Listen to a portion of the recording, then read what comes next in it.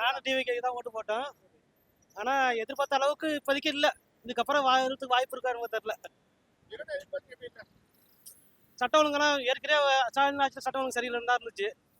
சரி ஓரளவுக்கு வந்தது மாறினப்ப அதிகமாக தான் இருக்க மாதிரி இருக்கு. கொஞ்சம் மாறணும், இன்னும் கொஞ்சம் ஸ்டெப் எடுத்து செய்யணும்.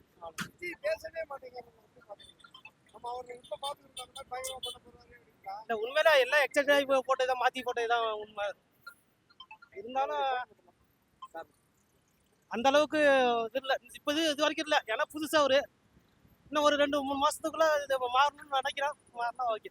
ஆனா அந்த எம்எல்ஏ மேலேயே வந்து பல குற்றச்சாட்டுகள்லாம் வருது, நடவடிக்கை எடுக்க மாட்டேங்குது. இல்லை, அந்த கட்சிக்காரவங்களே நிறைய பேர் அப்போ தப்பு பண்றாங்க தான். அது கொஞ்சம் கரெக்டா இது பண்ணணும். இந்த அதிமுக காரங்க எம்எல்ஏ நம்மளே வந்து கேவலமா அவங்களை பேசிக்கிட்டு நம்மளே அவங்களுக்கு கூட சேர்த்துக்கிட்டா மக்கள் எப்படி பார்ப்பாங்க நினைக்கிறீங்க? நம்ம விமர்சனம் பண்ணோம், அந்த அமைச்சர் விஜயபாஸ்கர் தெரியல ஊழல். நம்ம பாத்துட்டு 10 ரூபா அதெல்லாம் விஜயே பண்ணாரு. ஆனா இப்பயும் அதே தான் போயிட்டு இருக்கு. அது மட்டும் இல்லாம நிறைய ஸ்டாலின் ஆட்சியில் என்ன நடக்குது அதே தான் போய் நடந்துட்டு இருக்கு. ஒன்றும் மாற்றம்லாம் இன்னும் மாறல. மாறும்னு நினைக்கிறோம், பார்ப்போம். மாறினா ஓகே. 41 பேருக்கு கவர்மெண்ட் வேலை கொடுக்கலாம்னு நினைக்கிறீங்கன்னா அது சரியா இருக்கு? அவங்க வந்து ஒன்றும் கார்கில் போர்ல ஒன்றும் சாவல. ஒரு நடிகரை பார்க்க வந்து செத்தாங்க. இதுக்கு வந்து செய்யணும்னு அவசியமும் கிடையாது. அந்த இது வந்து வேற யாருக்காவது இல்லாதவங்களுக்கு வேலையை கொடுக்கலாம். டிவிக்கு ஆட்சி பொறுத்தவரை நம்ம உடனே எல்லாத்தையும் சொல்ல முடியாது. இன்னும் அவருக்கு டைம் தரணும், பொறுத்திருந்து தான் எல்லாம் பார்க்கணும். ஏன்னா நம்ம எடுத்த கௌத்தன் பேசக்கூடிய அரசியல் வந்து சாதாரண விஷயம் இல்லை, பெரிய விஷயம்.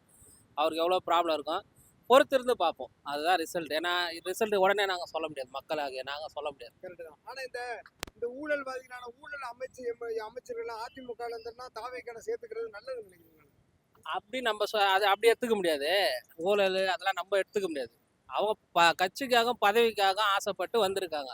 உண்மையாக இருக்கிறவங்க யாரும் டக்குன்னு வர முடியாது. அந்த அந்த இதுலேருந்து ஏன் இதே டிஎம்கேலேருந்து ஏன் இங்கே வரல, அதை நீங்கள் யோசிங்க. டிஎம்கேல எவ்வளோ எம்எல்ஏ வச்சுருக்கோம், அவங்க ஏன் அங்கே போகல? அவங்களும் இப்போ நீங்கள் சொல்கிற மாதிரிலாம் இல்லை, பதவி. இப்போ பதவி தான் மெயின், அதுக்கப்புறம் பணம். இது 2 தான் முக்கியன்றதுனால நிறைய பேர் வந்திருக்காங்க. பொறுப்பு மெயினா. ஆமா, தூய சக்தியான விஜய் அதை இவங்களை சேர்க்கக்கூடாது இல்லைன்னா? அப்படிலாம் இல்லை. வரவங்களா நீங்களா இருந்தாலும் சரி, யாரா இருந்தாலும் வரவங்கள வாங்கன்னு தான் அரவணைக்கணும். அதுக்கப்புறம் தான் அவர் கலை ஆய்வு செய்து அதில் யாரை ஒதுக்கணும் பண்ணணும் அவர் முடிவு பண்ணுவார். அதை புக்கா விஷயத்தெல்லாம் மாட்டிருக்காங்க, ஊழல் அரசியல்வாதியா இருந்திருக்காங்க. யார் இருந்திருக்காங்க? இப்போ விஜயபாஸ்கர்லாம் ஓகே, அவங்க எல்லாம் இருந்திருக்காங்க. இப்ப நார்மலா ஆளுங்க வந்து சேர்றது சரி, அவங்க அந்த கட்சி பிடிச்சிருந்திருப்பாங்க, விஜய் ஆட்சி வருது நல்லது பண்ணுவாங்கன்னு வரலாம். ஆமா. ஆனா இது மாதிரி எம்எல்ஏக்களே புக்கா இந்த மாதிரி பிரச்சனை மாட்ட அமைச்சர் அது நீங்க கேட்கறது கரெக்டான கேள்வி. இந்த கேள்வி என்கிட்ட கேட்கக்கூடாது, நீங்க விஜய் சாரான தான் போய் கேட்கணும். இது பார்க்கும்போது உங்களுக்கு எப்படி தோணுது? அதுதான் அரசியல்ன்றது. எல்லாம் எவ்வளோ பேர் எவ்வளோ பேசுறாங்க, இவங்க இப்படி பேசுவாங்க. அவங்க இதே விஜய் சாருங்க எவ்வளோ இவங்கள தாக்கி பேசியிருக்காரு, நான் அப்படி பண்ணணும் இப்படி பண்ணணும். அவங்க கட்சி ஆளுங்களாம் எவ்வளோ பேர் மாட்டியிருக்காங்க.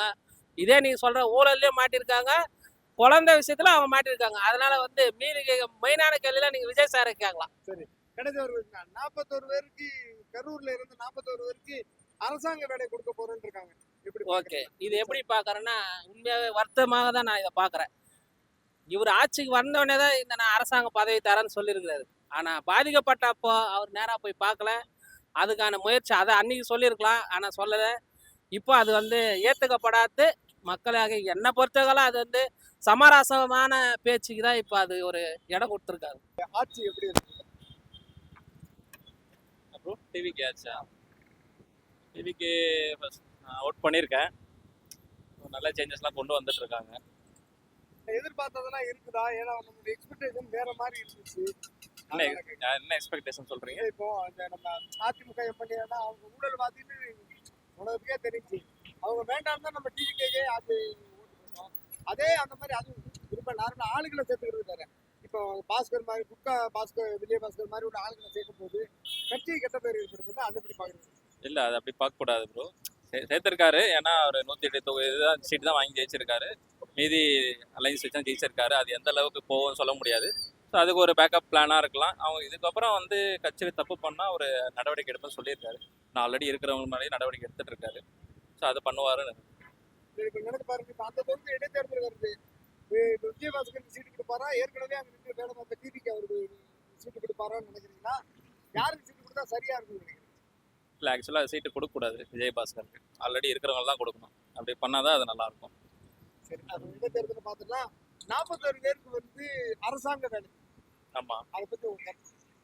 அது கொடுக்க நல்ல விஷயம். நல்ல விஷயம் தான் நினைக்கிறேன். வெயிட் பண்றவங்க இருப்பாங்க இல்லையா, அதுக்கு பதிலா விஜய் கூட நெரிசலுக்கு வந்து இறந்ததுக்காக ஒரு 41 பேர் கவர்மெண்ட் வேலை கொடுக்குறதுன்றது எப்படி எப்படி எப்படி பாக்குறீங்க நீங்க? இல்ல, பாதிக்கப்பட்டிருக்காங்க, உயிரை இழந்திருக்காங்க, அவங்களுக்கு கொடுக்கறதுல ஒன்றும் தப்பு கிடையாது. நான் அதை தப்புன்னு சொல்றேன். இந்த 41 பேர் கொடுக்குறது ஆமா. இல்ல. இப்ப நம்ம கோயில் நெரிசல்ல இருந்திருப்பாங்க, இறந்து போயிட்டாங்க, அவங்களுக்கு 10 பேருக்கு வேலை கொடுத்துட்டோம். இப்போ இப்ப இங்க வர்றாங்க பஸ்ஸோ இதோ ஆமா, புரியுது, நீங்க சொல்றது புரியுதா. அப்ப எல்லாத்துக்கும் நம்ம ஆல்ரெடி கொடுத்துருந்தா கஷ்டப்படுறவங்களுக்கா. அப்படி கொடுத்துருந்தா பரவாயில்ல. அவ்வளவு பேர் வெயிட் பண்றாங்க. புரியுது புரியுது. இந்த விஷயத்தை எப்படி பாக்குறீங்க, மக்கள் எப்படி பாப்பாங்கன்னு நினைக்கிறீங்க? எல்லாருக்கும் மாற்று கருத்து இருக்கும் கண்டிப்பா. ஆனா இது கொடுக்கறது ஒன்றும் தப்பா இல்லை. இல்ல தப்பா இல்ல, இப்ப நீங்க ஏன்னா அவர் வந்து எக்ஸாம் எழுதி கொடுக்குற அளவுக்கு அந்த அளவுக்கு போஸ்டிங் கொடுக்க மாட்டாரு. ஒரு நார்மல் வேலை கவர்மெண்ட்ல இருக்கிற மாதிரி கொடுப்பாருன்ற அந்த மாதிரி கொடுப்பாருன்ற ஒரு இது இருக்கு. ஏன்னா தூக்கி அப்படியே ஆஃபீஸ் வேலை அப்படிலாம் கொடுக்க போறது இல்லை, நார்மலாக தான் கொடுப்பாரு. இந்த இதில் ஓகே தான். ஆனா மத்த அங்க பாதிக்கப்பட்ட ஆளுக்கு படாம தளபதி விஜயை பார்க்க வந்து இறந்தவங்க கொடுத்தாங்கிற பேர் இருக்காதா? புரியல மற்றவங்களுக்கு. இப்ப இங்க ஒரு பஸ் வந்து ஒரு கூட்டம் எடுத்து ஒரு ஆக்சிடென்ட் ஆமா. இருப்பாங்க, எல்லாருக்கும் அவங்களுக்கு கொடுத்துருக்கணும் இல்லையா? இவ்வளோ டீப்பாக போனால் அது நமக்கு அந்த கருத்து இருக்கும்ல, அதுக்காக பாக்குறேன். ஆமா ஆமா. இல்லை நீங்கள் சொல்கிறது கரெக்டாக தான் ப்ரோ. இல்லை ப்ரோ, இது வந்து மக்கள் நம்ம தான் தேடி போகிறோம். நம்ம ஃபுல்லாக அவங்கள மேலே தப்பு சொல்ல முடியாது. கூட்டம் இருக்குன்றது நமக்கு தெரியும். இப்போ என்னையே வந்து நாங்களே ஃப்ரெண்ட்ஸ்குள்ளே ஆர்கியூமெண்ட் பண்ணும் போதெல்லாம் சொல்லியிருக்கோம், உங்கள் ஃபேமிலியாக தான் நீங்கள் அனுப்புவீங்களான்னு கேட்டிருக்காங்க. கூட்டம் தான் நம்ம சேஃப்டி நம்ம தான் பார்க்கணும். என்ன போலீஸாக இருந்தாலும் யார் இருந்தாலும் ப்ரொடெக்ட் பண்ணாலும் நம்ம தான் பார்த்துக்கணும். இப்ப நம்ம ஆளுங்க இப்படி என்ன வந்துடாது. இப்ப போன வாரம் எங்க அண்ணன் போய் ஆக்சிடென்ட்ல பஸ்ல இறந்துட்டாங்க. பஸ்ல போன வாரம் பேசாம விஜய் பார்க்க போயிருந்தாலும் அரசாங்க வேலை கிடைச்சிரும் எனக்கு என்ன வந்துடாது. அதெல்லாம் யோசிச்சா அது சரி இருக்காதா. எங்க அண்ணன் தான் சொன்னேன். ஆ. எங்க அண்ணன் இறந்துட்டாச்சு, பஸ்ல போனது பிறகு கரூர் பேசலாமே அப்படின்னு ஒரு எண்ணம் வந்து. இல்லை, அது உயிரை வந்து நம்ம அவ்வளோ இதாக எடுத்துக்கூடாது. உயிரை வந்து நம்ம அவ்வளோ ஈஸியாக எடுத்துக்கூடாது. அது ஒரு பாயிண்ட் இருக்கு. இல்லை புரியுது புரியுது. உயிரை வந்து அவ்வளோ நம்ம ஈஸியாக எடுத்துட்டு நம்ம பேசக்கூடாது. அதை பற்றி பேசக்கூடாது. நான் வந்து அந்த 41 ஊருக்கு அவங்க போன குடும்பத்துக்காக ரொம்ப வருத்தப்படுறேன், நான் இல்லைன்னு சொல்லல. இல்ல அவங்களுக்கு கொடுக்குற அந்த ப்ரையாரிட்டி மத்தவங்களுக்கு கொடுக்காம விட்டுறீங்களே அப்படின்னு. மற்றவங்களாம் யாரை சொல்றீங்க? இப்ப மத்த ஆக்சிடென்ட்ல இருந்து போயிட்டாங்க. இது வந்து இது இல்லை ப்ரோ, இது வந்து மக்கள் மேலே தப்பு இருக்கு. நம்ம வந்து எல்லாருமே சொல்ல முடியாது. நம்ம ஒரு ஆர்வத்தில் போகிறோம், தலைவரை பார்க்க போகிறோம், நம்ம இது நம்மளும் பார்த்துக்கணும். ஏன்னா விபத்து நடக்கிறது ஒன்றும் தவிர்க்க முடியாத ஒரு இதுதான். அது என்னதான் கவர்மெண்ட் யார் விஜய் ஆட்சியாக இருந்தாலும் சரி, ஸ்டாலின் ஆட்சியாக இருந்தாலும் சரி, விபத்து நடக்கிறது நம்ம இதில் தான் இருக்குது. நம்ம இதை நம்ம தான் பார்த்தோம். அதேமாரி நடந்துச்சுன்னா அது கவர்மெண்ட் என்ன பண்ணணுமோ அதுதான் பண்ணுறாங்க. ஒரு விஜய் முதல்வர் ஆகாட்டி இந்த இல்லை, இது வந்து வேலை வாய்ப்பு கொடுக்கறது வந்து எதிர்ப்பு தெரிவிக்கிறாங்க அப்படின்னா அது மக்கள் எதிர்ப்பு தெரிவிப்பாங்க. அரசியல் தலைவர் எதிர்ப்பு தெரிவிக்க, மக்கள் தான் எதிர்ப்பு தெரிவிப்பாங்க. விஜய் முதல்வர் ஆகல கொடுத்துருப்பாங்கன்னு நினைக்கிறீங்களா? அது கண்டிப்பாக கொடுத்துருப்பாங்க. பிடிச்சிருக்குண்ணா. நான் தளபதி ரசிகர் தான். தளபதி நீங்க சொல்லுங்க, நீங்க என்ன நினைச்சு ஓட்டு போட்டீங்க, அதெல்லாம் நடக்குதா? அப்போ அதெல்லாம் நடக்கலாம் செய்யுது. என்ன நினைச்சு ஊழல்னா அதே மாதிரி தான் இருக்குங்கிறாங்க. இப்போ ஊழல்ல இப்போ குறைஞ்சிருக்கு கொஞ்சம்.